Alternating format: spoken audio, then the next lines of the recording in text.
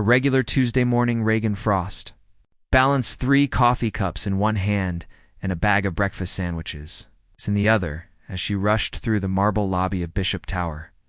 The building stretched 52 floors into the Manhattan sky, home to Bishop Technologies, one of the most successful tech companies in America. Reagan had been delivering food here for 6 months, and she knew the building like the back of her hand. At 26 years old, Reagan was living the classic struggle of a college graduate in New York City. She had a degree in business administration from a small college in Ohio, but somehow she had ended up delivering sandwiches instead of sitting in boardrooms. Her apartment in Brooklyn was tiny, her student loans were massive, and her dreams of climbing the corporate ladder felt further away every day. But Reagan was not someone who gave up easily. She treated every delivery like it mattered, smiled at every customer, and saved every penny she could. Her mom back in Columbus always said that hard work would pay off eventually. Reagan hoped that was true. The mysterious conversation. The executive elevator climbed smoothly toward the 48th floor. Reagan checked her phone for the delivery details. Colton Bishop, CEO. Office for 8A. Lunch special with no tomatoes, extra pickles, and a green smoothie. The order came with a generous tip, which Reagan appreciated. Rich people could be picky, but at least they paid well. When the elevator doors opened, Reagan stepped into the quiet hallway. The carpet was so thick, her footsteps made no sound. Expensive artwork hung on the walls, and everything smelled like leather and money. She had been here dozens of times, but she still felt like she did not belong in this world of wealth and power. Reagan walked toward office for 8 a.m., but she stopped when she heard voices coming from a room with the door slightly open. She recognized one voice immediately. Blake Morrison, the chief operating officer and Colton Bishop's best friend since childhood. Reagan had delivered lunch to Blake many times.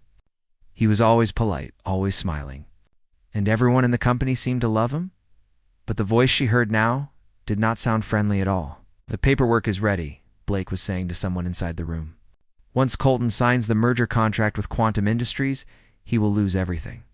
The company will be mine within 6 months." Reagan froze. Her heart started pounding. She pressed herself against the wall, barely breathing. Another male voice responded. "What about the financial reports? Will he suspect anything?" "No chance," Blake replied with a laugh that made Reagan's skin crawl. "I have been preparing this for 2 years. Colton trusts me completely. We grew up together. He thinks of me as a brother. He will never see this coming." Reagan felt sick to her stomach. She had stumbled onto something terrible, something that could destroy an entire company and hundreds of jobs. She knew she should walk away and pretend she had heard nothing. What could a delivery driver do against powerful men in expensive suits?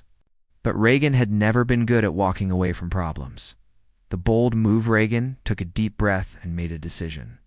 She could not let this happen. She had to warn Colton Bishop, even if he thought she was crazy. Even if she got fired.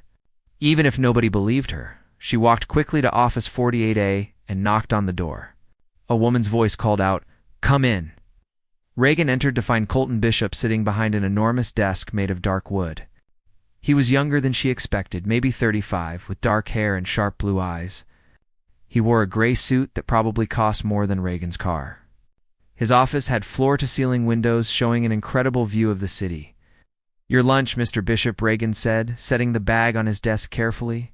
Colton looked up from his computer screen. "Thank you. Just leave it there." Reagan knew this was her only chance. "Mr. Bishop, I need to talk to you about something important." He glanced at her with mild annoyance. "If this is about a complaint with the delivery service, you can contact customer support." "No, sir. It's about Blake Morrison and a merger contract you're planning to sign." That got his attention. Colton's eyes narrowed. "Excuse me?" Reagan's hand shook, but she forced herself to keep talking. "I accidentally overheard a conversation. Mr. Morrison is planning to betray you. The merger with Quantum Industries is a trap. You'll lose your company if you sign that contract." For a moment, Colton just stared at her. Then he stood up slowly. He was tall, over 6 feet, and his expression had turned cold. "Who are you?" he asked quietly. "Reagan Frost." I deliver food here every day. I swear I'm telling the truth. I heard Mr. Morrison talking about it just now in one of the conference rooms. Colton walked around his desk and stood in front of her. Let me understand this correctly. You're a delivery driver who claims to have overheard my business partner, who has been my friend for 30 years, plotting against me. I know how it sounds, Reagan said desperately, but please, you have to believe me. He said the paperwork is ready. He said you'll lose everything within 6 months of signing. He said you'll never see it coming because you trust him. Colton's expression did not change. Blake Morrison and I have known each other since we were 7 years old. We built this company together. We've been through everything together.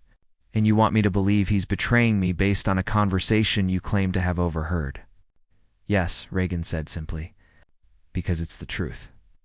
The disruption before Colton could respond, his office phone rang.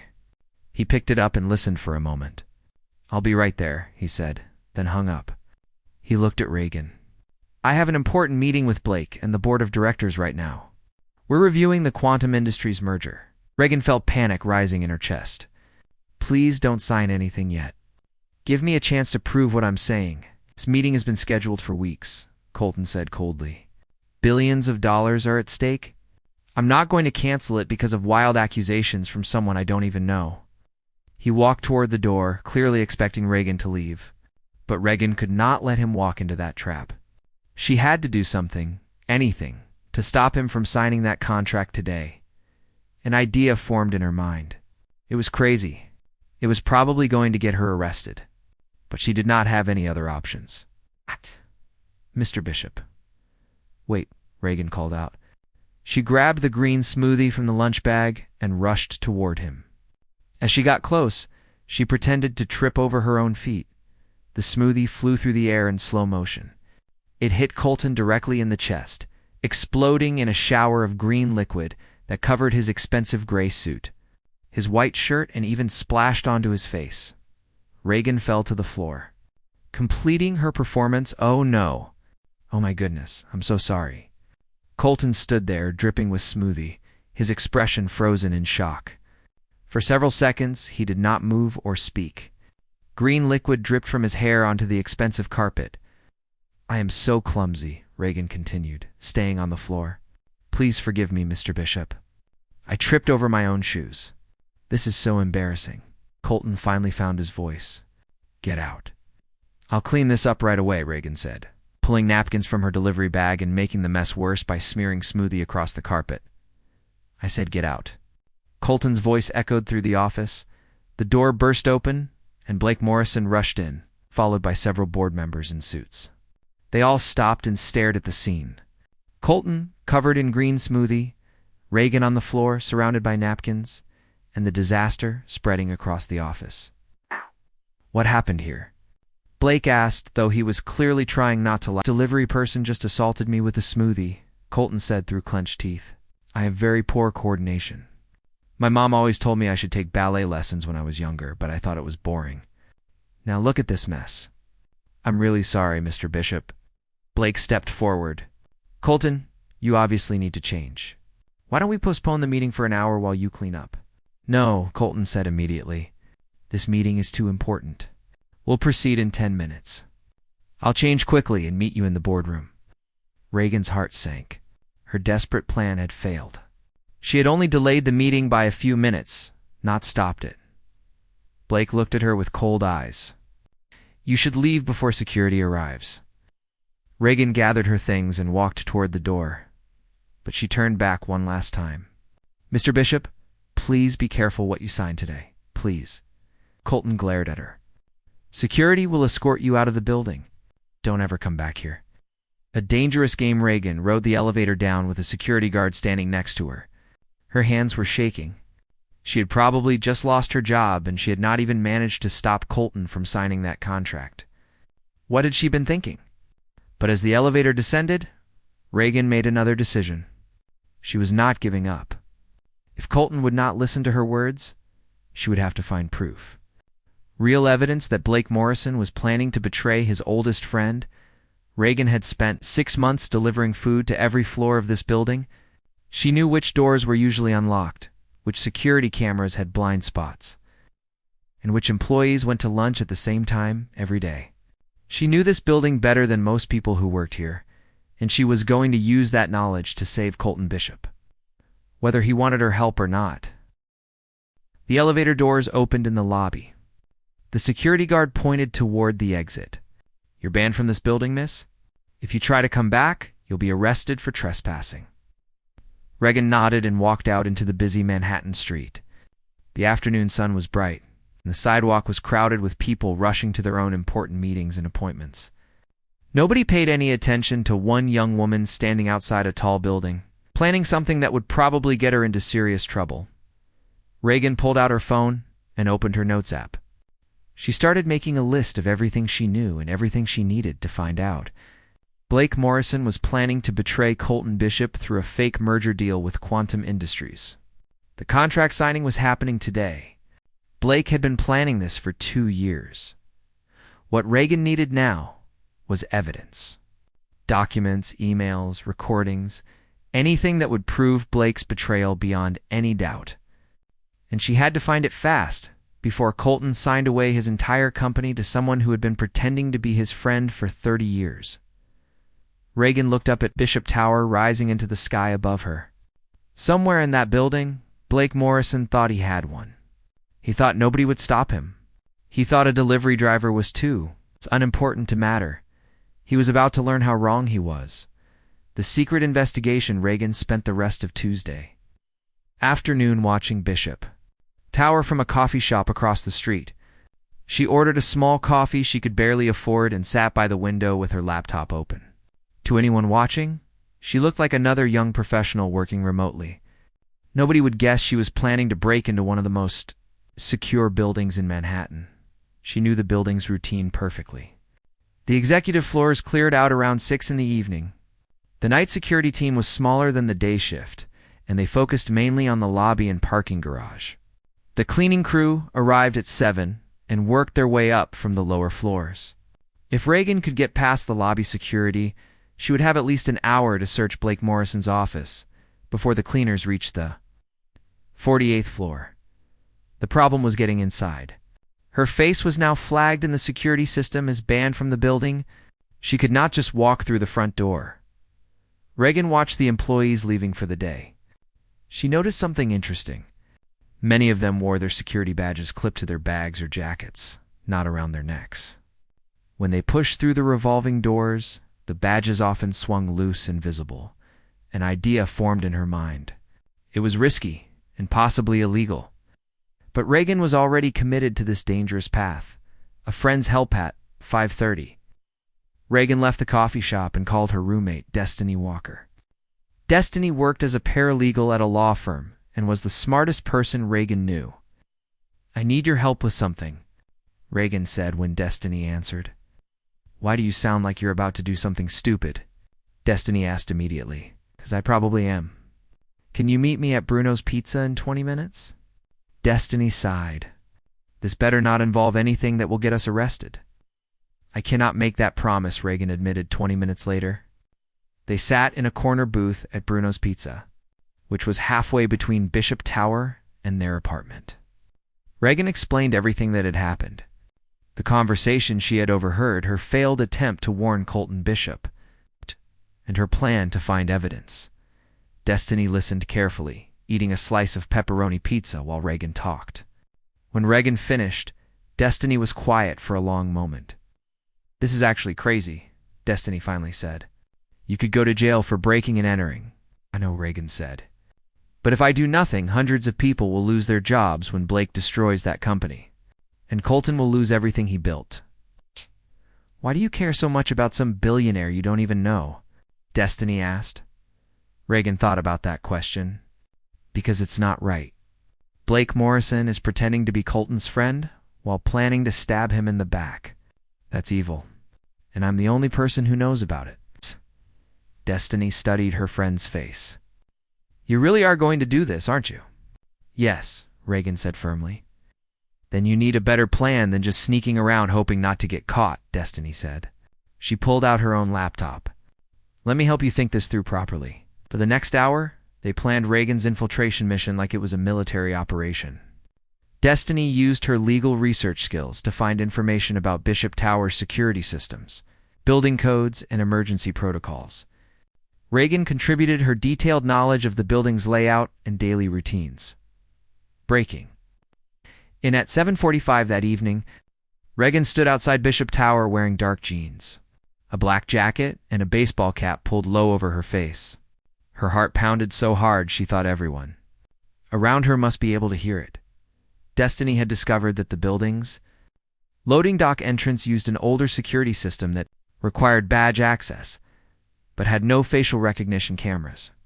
If Reagan could get a valid security badge, she could enter through the loading dock without being identified. The problem was getting a badge. Reagan had watched dozens of employees leave the building, but nobody had dropped or lost their badge. She was running out of time. Then Reagan saw her opportunity. A delivery truck pulled up to the loading dock, and the driver got out carrying packages. He was wearing a uniform from a different delivery company, but he had a contractor's access badge clipped to his belt. When he bent down to pick up a fallen package, the badge swung loose. Reagan made her decision. She walked over quickly. "Excuse me, you dropped something?" she said, pointing at the ground behind him. When he turned to look, Reagan's hand moved fast. She unclipped the badge from his belt and slipped it into her pocket in one smooth motion. Her fingers were shaking, but she kept her expression calm. "I don't see anything," the delivery driver said, turning back around. "My mistake." "Sorry about that," Reagan said, already walking away. Her heart raced as she circled around to the loading dock entrance. She had just stolen from an innocent person. She had crossed a line she could never uncross, but there was no turning back now. Reagan held the badge up to the reader at the loading dock door. For a terrible moment, nothing happened. Then the light turned green, and the door clicked open. She was inside. The search for truth. Loading dock area was empty, except for stacked boxes and cleaning supplies. Reagan moved quickly toward the service elevator, the same one she had used countless times when delivering food. This elevator was not monitored as closely as the executive elevators because it was only used by maintenance and service workers. She pressed the button for the 48th floor and held her breath. As the elevator climbed, every second felt like an hour. If someone stopped the elevator or questioned her, it was all over. The doors opened onto the dark executive floor. Only emergency lighting was on, creating long shadows across the hallway. Reagan could hear her own breathing in the silence. Blake Morrison's office was at the end of the hall, past the conference rooms and Colton's corner office. Reagan walked quickly, her sneakers silent on the thick carpet. She kept expecting security guards to appear at any moment. But the floor remained empty. Blake's office door was locked, but Reagan had anticipated this. Destiny had taught her a trick using 2 paper clips that could open simple office locks. It took Reagan 3 tries and sweaty palms before she heard the satisfying click of the lock releasing. She slipped inside and closed the door behind her and turned on her phone's flashlight. Blake's office was smaller than Colton's, but still impressive, with leather furniture and shelves full of business books. Reagan went straight to his desk and started searching through the drawers. The first 3 drawers contained normal office supplies, business cards, and old meeting notes. But the bottom drawer was locked with a more serious lock that Reagan could not pick with paper clips. She looked around the office desperately. There had to be evidence somewhere. People like Blake always kept records of their schemes because they thought they were too smart to get caught. Then Reagan noticed Blake's computer was still on, just in sleep mode. She moved the mouse, and the screen lit up, showing a password prompt. Reagan tried a few obvious passwords like Blake's birthday and the company name. But nothing worked. She was about to give up when she remembered something. When delivering lunch to Blake's office, she had once noticed a framed photograph on his desk showing him and Colton as children standing in front of a treehouse. The photograph had a small plaque that read Maple Street 1998. Reagan typed Maple Street 1998 into the password field. The computer unlocked. Reagan could hardly believe it. She was in. She immediately opened Blake's email program and started searching through his messages. There were thousands of emails, but Reagan searched for keywords like quantum industries, merger, and contract. What she found made her blood run cold. There were dozens of emails between Blake and executives at Quantum Industries discussing the details of the fake merger. They talked openly about how they would manipulate the financial reports to make the deal look profitable, when it was actually designed to bankrupt Bishop Technologies. Once Colton signed the contract, Blake would use his position as coup to drain the company's resources and transfer them to shell companies he controlled. Reagan's hands shook as she forwarded the most damning emails to her own personal address. She also copied files from Blake's computer onto a USB drive Destiny had given her. Financial spreadsheets, legal documents, communication records. Everything that proved Blake's betrayal. She was so focused on gathering evidence that she almost missed the sound of the elevator doors opening down the hall. Reagan froze. Someone was on this floor. The close call. Reagan quickly closed all the programs on Blake's computer and put the screen back to sleep mode. She grabbed her USB drive and turned off her phone's flashlight, plunging the office into darkness. Footsteps echoed in the hallway, getting closer. Reagan's mind raced. If someone found her here, she would be arrested.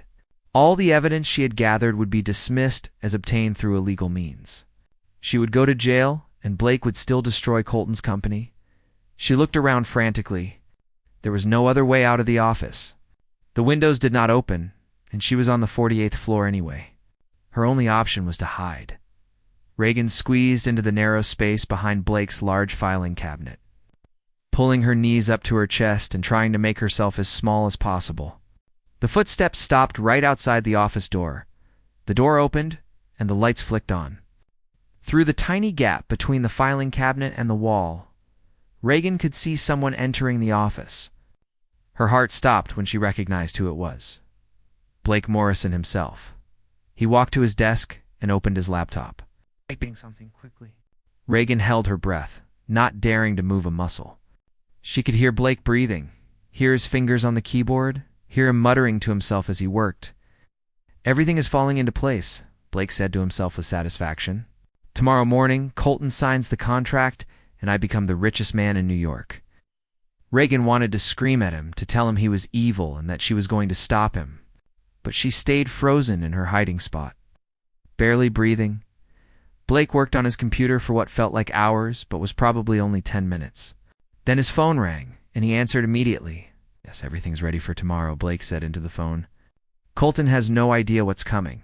I almost feel sorry for him. We've been friends for so long, but business is business. He built a great company, and now I'm going to take it. The person on the other end of the phone said something Reagan could not hear. Don't worry about that delivery girl who made a scene today, Blake continued. Security banned her from the building. She's just some nobody trying to cause trouble. Colton won't believe anything she says. He trusts me completely. Anger burned in Reagan's chest. Blake thought she was a nobody who did not matter. He had no idea she was hiding 10 feet away from him with evidence that would destroy all his plans. Blake finished his phone call and closed his laptop. Tomorrow is going to be a very good day, he said to himself, then turned off the lights and left the office. Reagan stayed hidden for another 5 minutes after Blake left, making sure he was really gone. Then she carefully emerged from behind the filing cabinet, her legs cramping from being folded up for so long. She had done it. She had the evidence. Now she just needed to get out of the building without being caught. Reagan made it back to the service elevator without incident. As the elevator descended, she allowed herself to feel a moment of triumph.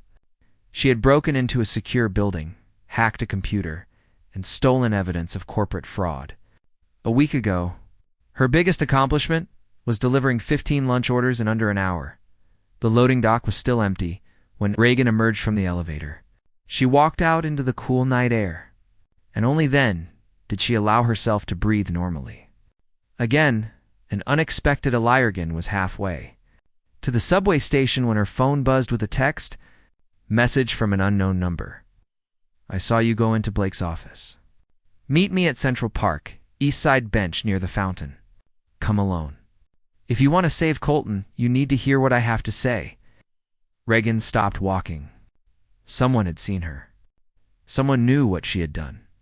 This could be a trap to catch her and destroy the evidence, but the message said, If you want to save Colton, I suggested. The person was not working for Blake. Reagan changed direction and headed toward Central Park. It was after 9 in the evening, and the park was dark and mostly empty. She found the bench near the fountain and sat down, her hand gripping her phone in case she needed to call for help. A figure approached from the shadows. As the person stepped into the light from a nearby street lamp, Reagan recognized her. It was Diana Pemberton, Colton Bishop's executive assistant. Reagan had delivered lunch to Diana's desk many times. "You're probably wondering how I know what you did tonight," Diana said, sitting down on the bench next to Reagan. "The thought crossed my mind," Reagan replied carefully. Diana was in her 50s with gray hair and intelligent eyes. She had worked for Colton for over 15 years and was known throughout the company as someone who knew everything about everyone. "I have security camera access that most people don't know about," Diana explained. "I saw you enter through the loading dock, go up to the 48th floor, and enter Blake's office. I also saw Blake arrive 20 minutes later." Reagan felt sick. "Are you going to report me to the police?" "No," Diana said simply, "because I think you're trying to help Colton, and he desperately needs help right now." Reagan stared at her. "You believe me? About Blake?" Diana sighed heavily. "I've suspected Blake of something dishonest for months now. Small things that didn't add up. Strange meetings he wouldn't explain. Financial reports that seemed too good to be true. But I had no proof, and Colton trusts Blake completely. I couldn't accuse Blake without evidence." "I have evidence now," Reagan said, pulling out the USB drive. "Emails, financial documents, everything that proves Blake is planning to betray Colton through a fake merger." Diana looked at the USB drive like it was the most precious thing in the world. "Can I see it?" They went to Diana's apartment, which was only a few blocks from the park. Diana made coffee while Reagan transferred the files from the USB drive to Diana's laptop. Together, they spent the next 2 hours reviewing every email, every document, and every piece of evidence Reagan had gathered. "This is enough to send Blake to prison," Diana said finally, her face pale. "He's not just betraying Colton. He's committing fraud on a massive scale. The fake merger is designed to steal nearly $2 billion from Bishop Technologies. We have to show this to Colton before he signs that contract," Reagan said. "When is the signing scheduled?" Diana checked her phone. "Tomorrow morning at 10? The board of directors will be there, along with the Quantum Industries executives." Reagan looked at the clock on Diana's wall. It was almost midnight. They had less than 10 hours to convince Colton that his oldest friend was betraying him. "The problem is getting Colton to listen," Diana said. "He's stubborn, and he trusts Blake more than anyone in the world. After what happened today with the smoothie incident, he's convinced you're just causing trouble. Then we need to show him the evidence in a way he can't ignore or dismiss," Reagan said. She thought for a moment, then an idea came to her. "What if we don't just tell him? What if we make Blake confess himself?" Diana raised her eyebrows. "How would we do that?" Reagan smiled. "Blake thinks I'm just a nobody delivery girl who doesn't matter. He has no idea I have evidence against him. What if we use that to our advantage?" The trap is set the next morning at 8. Reagan stood outside Bishop Tower again, but this time she was not sneaking in. She walked straight through the main entrance wearing her delivery company uniform and carrying a bag of breakfast orders. The security guard at the desk recognized her immediately. "You're banned from this building," he said, reaching for his phone to call for backup. "I know," Reagan said calmly, "but I have a message for Blake Morrison that he really needs to hear. It's about the Quantum Industries merger. Tell him Reagan Frost has information that could ruin his plans. And if he doesn't meet with me in the next hour, I'm going to the police with everything I know." The security guard looked confused but picked up his phone and made a call. Reagan waited, her heart pounding but her expression calm. 5 minutes later, 2 security guards escorted Reagan to a small conference room on the 10th floor. She sat in a chair and waited, her phone hidden in her jacket pocket and set to record audio. Blake Morrison entered the room 15 minutes later, his expression cold and angry. "You have exactly 2 minutes to explain yourself before I have you arrested for trespassing," he said, sitting down across from her. Reagan leaned forward. I know about your plan to betray Colton. I know about the fake merger with Quantum Industries.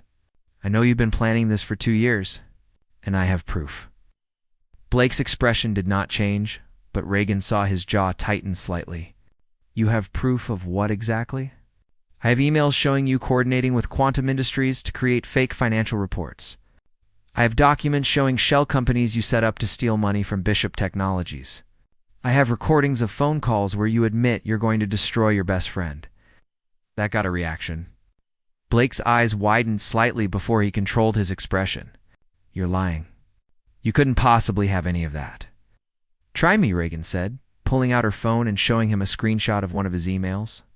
This is dated last month. You wrote, once Colton signs the contract, Bishop Technologies will be mine within 6 months. Do you remember writing that? Blake stared at the screen, and Reagan saw real fear in his eyes for the first time. Then his expression hardened. Where did you get that? That doesn't matter, Reagan said. What matters is that I have it, along with dozens of other emails and documents that prove everything. The signing is supposed to happen in 1 hour. Here's my offer. You confess everything to Colton right now, or I go public with all of this evidence, and you go to prison for fraud. Blake stood up abruptly, his chair scraping loudly against the floor. You have no idea what you're dealing with. Do you know how powerful I am? I could destroy your entire life with 1 phone call. Maybe, Reagan agreed, but I'd still have the evidence. And even if you destroy me, the truth will come out. Colton will know what you did. Blake paced back and forth, thinking furiously. Reagan could see him calculating his options, trying to find a way out of the trap she had set. Why do you even care? Blake asked suddenly. You're just a delivery driver. This has nothing to do with you. It has everything to do with me, Reagan said quietly. Because I believe friends shouldn't betray each other. I believe people should do what's right, even when it's hard. And I believe you don't get to destroy hundreds of people's lives just because you want more money. Blake laughed bitterly. You're so naive. This is how business works. Colton would do the same thing to me if he had the chance. No, he wouldn't, Reagan said firmly. That's the difference between you and him. Colton built his company by treating people fairly. You're trying to steal it through lies and betrayal. Blake stopped pacing and looked at her with an expression Reagan could not quite read. For a moment, she thought she saw regret in his eyes. Then it was gone, replaced by cold calculation. Fine, Blake said finally. You want a confession? I'll give you one. The boardroom confrontation at 9:45 in the morning. The Bishop Technologies boardroom was filled with important people. 12 board members sat around the massive conference table, along with 3 executives from Quantum Industries and several lawyers reviewing the final contract documents. Everyone wore expensive suits and confident expressions. Colton. Bishop stood at the head of the table wearing a fresh suit to replace the one Reagan had ruined with the smoothie. He looked tired, like he had not slept well, but his voice was steady as he addressed the room. Thank you all for being here this morning, Colton said. This merger with Quantum Industries represents the biggest expansion in our company's history. Together, we'll be able to reach markets we've never accessed before and create technology that will change the world. Blake Morrison sat to Colton's right, nodding along with every word. To anyone watching, he looked like the perfect business partner, supportive and professional. Only Reagan, watching through a small window in the boardroom door, could see the truth behind his smile. Diana Pemberton stood next to Reagan in the hallway, both of them waiting for the right moment. Reagan's phone was still recording everything, capturing audio from the small microphone Diana had secretly placed in the boardroom the night before.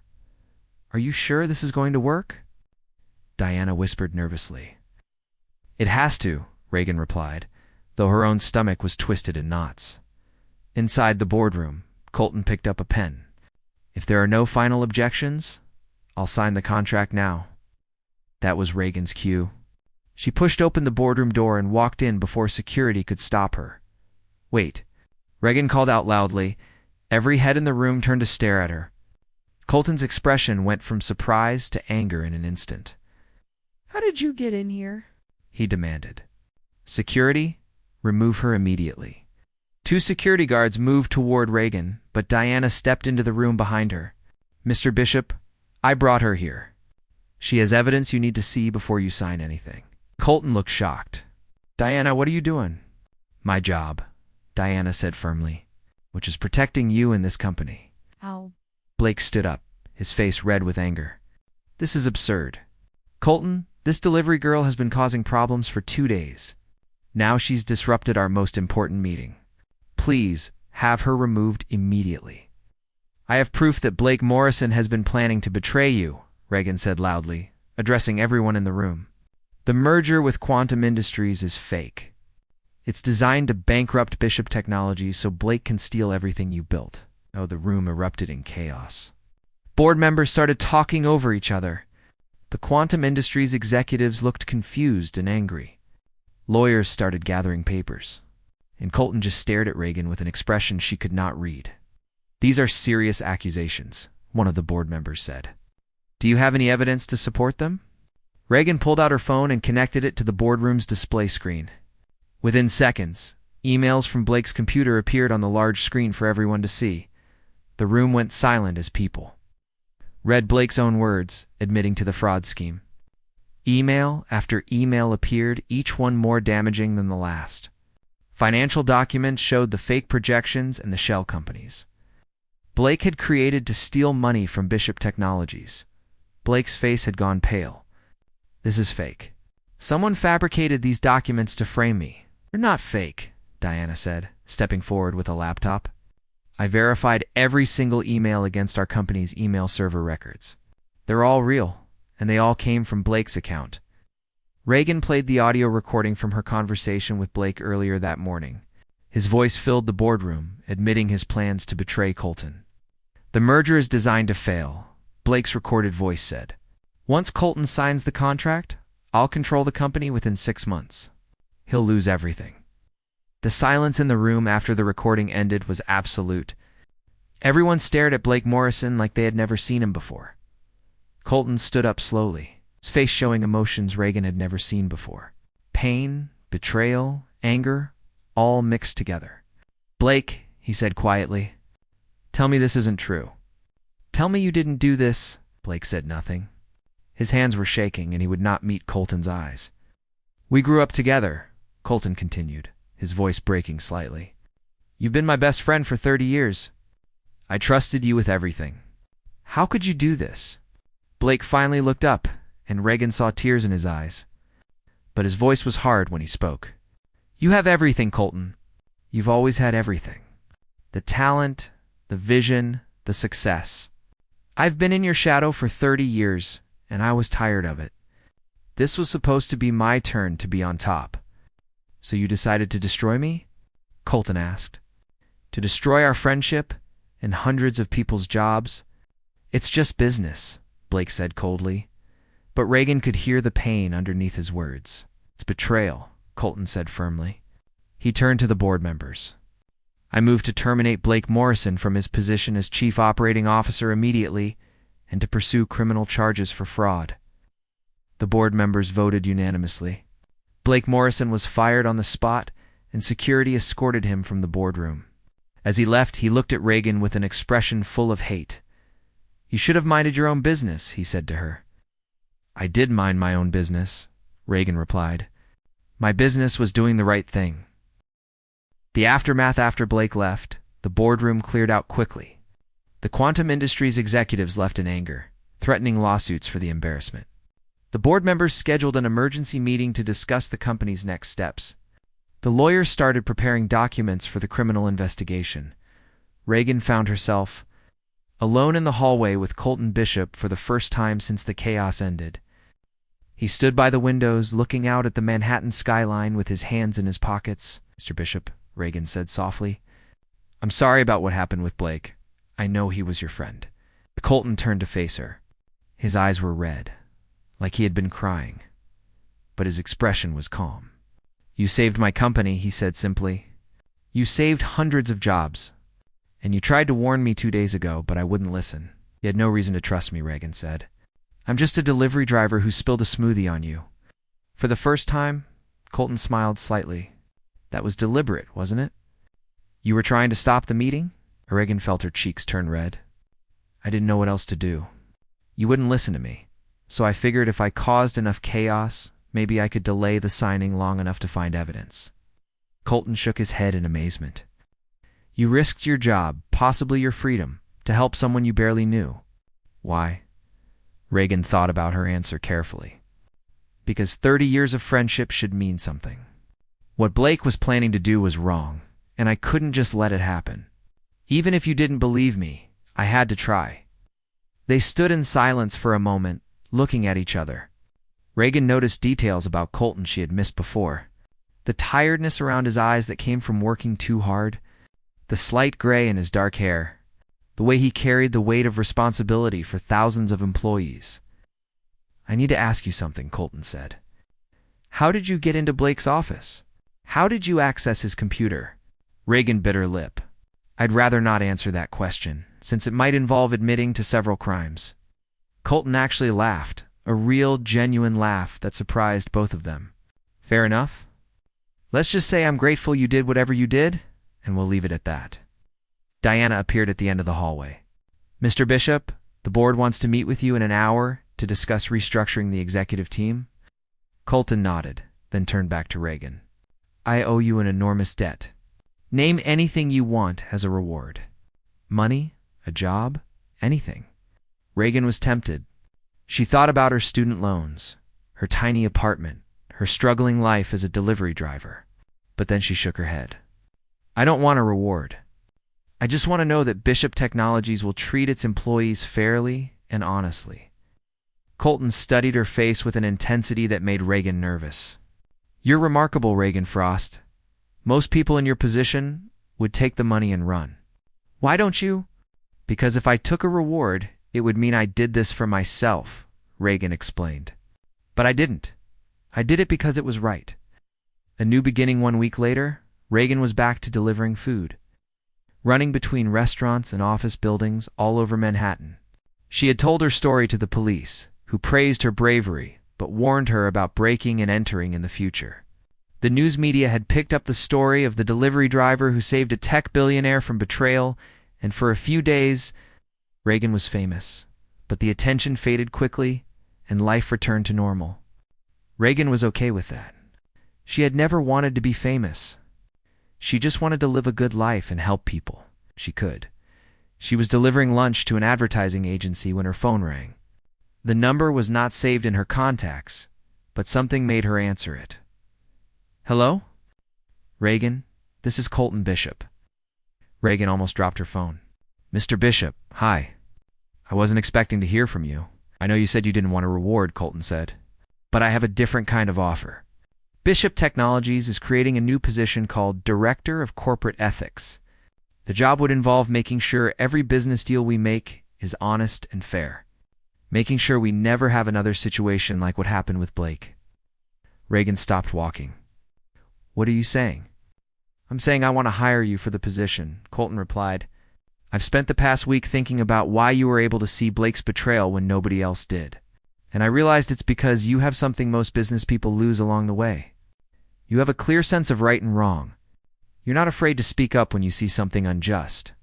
That's exactly what this company needs. But I'm just a delivery driver, Reagan protested. I don't have any experience in corporate ethics. You have something better than experience, Colton said. You have integrity, and that can't be taught. The rest, you can learn. Reagan's mind raced. This was the opportunity she had dreamed about when she first came to New York. A real job in a real company with real responsibilities. But it was also terrifying. What if she failed? What if she made mistakes? Then Reagan remembered standing in that dark office, hiding behind Blake's filing cabinet, gathering evidence that would save thousands of jobs. She remembered the feeling of doing something that mattered, of making a real difference in the world. When do I start? Reagan asked. She could hear the smile in Colton's voice. How about Monday? 6 months later, Reagan sat in her new office on the 45th floor of Bishop Tower, reviewing a proposed merger between Bishop Technologies and a smaller startup company. Her job was to examine every detail of the deal and make sure it was fair and honest for everyone involved. She still could not quite believe this was her life now. She had gone from delivering food to making important decisions that affected thousands of people. Her office had a view of the city, her own assistant, and her name on the door. Director Reagan Frost, Corporate Ethics.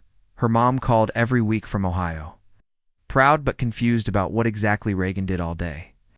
Her roommate Destiny had helped her buy professional clothes and taught her how to negotiate her salary. The security guard who used to escort her out of the building now greeted her with a smile every morning. But the biggest change in Reagan's life had nothing to do with her job title or her salary. It had to do with the man who knocked on her office door at 6 in the evening, right when Reagan was finishing her work for the day. "Are you ready for dinner?" Colton asked, leaning against the doorframe with a smile. Reagan saved her work and stood up. "Let me guess. The Italian restaurant you love?" "You know me too well already," Colton said, offering his arm. Their relationship had developed slowly over the past 6 months. At first, it was just professional. Reagan learned the business, and Colton gave her guidance and support. But somewhere along the way, their late-night strategy sessions had turned into something more. They discovered they both loved old movies. They both had complicated relationships with their families. They both believed that success meant nothing if you hurt people to achieve it. They had been dating officially for 2 months now, keeping it quiet to avoid gossip in the office. But Reagan knew it was serious. She had never felt this way about anyone before, as they walked through the Bishop Tower lobby together. Reagan thought about how much her life had changed since that Tuesday morning when she overheard Blake's conversation. She had been scared and uncertain then, just a delivery driver trying to do the right thing. Now she was confident and purposeful. She had found her calling in life. She had found someone who valued her for who she was, not what she could do for him. "What are you thinking about?" Colton asked as they stepped out into the evening air. Reagan smiled. "I'm thinking about how sometimes the best things in life come from the scariest decisions. If I hadn't walked into that boardroom and shown everyone the evidence, none of this would have happened. You'd still be delivering my lunch," Colton said with a grin. "And you'd still be the grumpy CEO who special ordered everything with ridiculous instructions," Reagan teased. "I was not grumpy," Colton protested. "I was focused and particular about my preferences." "You ordered rice cooked to be exactly between moist and dry," Reagan reminded him. "That's the definition of grumpy." They both laughed as they walked down the Manhattan street, just two people who had found each other in the most unexpected way. A billionaire who had nearly lost everything, and a delivery driver who had saved him with one warning: Blake. Morrison went to prison for 15 years for fraud and embezzlement. Quantum Industries faced their own investigation and eventually went bankrupt. Bishop Technologies restructured their executive team and implemented new ethics policies that Reagan helped design, and Reagan Frost, who had once worried about paying rent and student loans, now lived a life she had never imagined possible. She had proven that doing the right thing mattered, even when it was dangerous and difficult. Sometimes the smallest voices make the biggest difference. Sometimes courage comes from the most unexpected places. And sometimes a simple delivery driver, with a strong sense of justice, can change the course of history. Reagan's story spread throughout the business world as an example of integrity and bravery. She received job offers from other companies, speaking invitations from universities, and even a book deal to tell her story.